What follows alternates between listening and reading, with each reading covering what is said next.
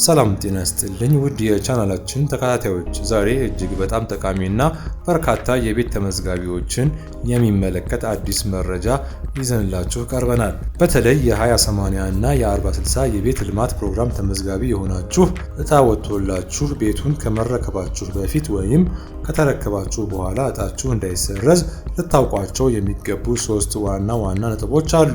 እነዚህ ህጎች ካላወቃችሁ የዓመታት ያጠራቀማችሁትና ተስፋችሁ በአንድ አፍታ ሊበን ይችላል። ዝርዝሩን አብረን እንይ። የመጀመሪያውና በጣም ወሳኝ ነጥብ ድርብ ምዝገባ ነው።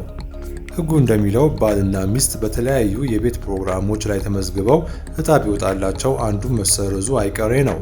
ለአብነት ያህል ባል 20/80 ፕሮግራም ተመዝግቦ ሚስት ደግሞ 40/60 ፕሮግራም ተመዝግበው ለሁለቱም እጣ ቢወጣላቸው ከመካከላቸው አንዱ ምዝገባ የግድ ይሰረዛል። ይህ የሚሆነው አንድ ቤተሰብ ከመንግስት የሚቀርብ የቤት ድጎማ ማግኘት ያለበት አንድ ጊዜ ብቻ ነው ከሚል መርህ በመነሳት ነው። ስለዚህ ተመዝጋቢዎች አስቀድማችሁ ይህንን ሁኔታ ማጤን ይኖርባችኋል።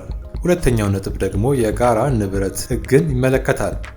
እጣ ከወጣ በኋላ ባልና ሚስት መለያየት ወይም ፍቺ ቢፈጠር ቤቱ ለማን ይሰጣል የሚለው ጥያቄ በህግ የተደነገገ ነው። እጣ ከወጣ በኋላ ጋብቻ ቢፈርስ አንደኛው ወገን በስሙ ሌላ ቤት ካለው በእጣው ላይ ተጽዕኖ ሊያሳድር ይችላል። በተለይ በፍርድ ቤት የንብረት ክፍፍል በሚወሰንበት ወቅት አንደኛው ወገን ቀድሞውኑ የመኖሪያ ቤት ባለቤት መሆን ከተረጋገጠ እጣው የመሰረዝ ዕድል ይኖረዋል። በፍርድ ቤት የሚሰጥ ውሳኔ ካለ ያ ውሳኔ በህጉ በተቀመጠው የጊዜ ገደብ ውስጥ መፈጸም አለበት። ካልሆነ ግን ቤቱ ወደ ቀጣይ ተጠባባቂ ሊታለፍ ይችላል። ሶስተኛውና ብዙዎችን ለችግር የሚዳርገው ነጥብ የክፍያና የውል ጉዳይ ነው። እጣ ወጥቶላችሁ በወቅቱ ውል ካልተፈጸመ እና አስፈላጊው ቅድመ ክፍያ ካልተጠናቀቀ ቤቱን የማጣት ሰፊ ዕድል አለ። በተቀመጠው የጊዜ ገደብ ውስጥ ውል ካልተፈጸመ እጣው በቀጥታ ወደ ቀጣዩ ተጠባባቂ ይተላለፋል። በተለይም የፍቺ ወይም የንብረት ክርክር ካለና ጉዳዩ በፍርድ ቤት የተያዘ ከሆነ ይህንን ለቤቶች ልማትና አስተዳደር ቢሮ ኮርፖሬሽን በጽሁፍ ማሳወቅ ግዴታ ነው። ክርክሩ ለኮርፖሬሽኑ ያላሳወቁ ባልና ሚስት ጉዳያቸው በፍርድ ቤት ቢዘገይ እንኳን ኮርፖሬሽኑ ህጋዊ እርምጃ ከመውሰድ እጣውን ከመሰረዝ አይታቀብም። እነዚህ ሁሉ አሰራሮች የሚመሩት በህግ ነው።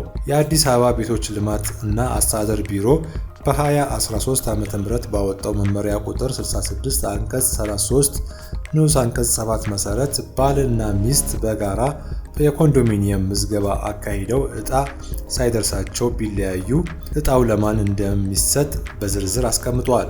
ስለዚህም ማንኛውም ተመዝጋቢ እነዚህን መመሪያዎች ጠንቅቆ ማወቅ እና በህጉ በተቀመጠው 10 ቀናት ውስጥ አስፈላጊውን ማስረጃ ይዞ መቅረብ ይኖርበታል። ለዛሬ የነበረን መረጃ ይህንን ይመስላል። ስለ ቤቶች ወቅታዊ መረጃና ህጋዊ ሂደቶችን በዝርዝር ለማወቅ ይህንን አካውንት ፎሎ ማድረጋችሁን እንዳትረሱ። እንዲሁም ቪዲዮውን ላይክ እና ሰብስክራይብ በማድረግ ለሌሎች እንዲደርስ አድርጉ።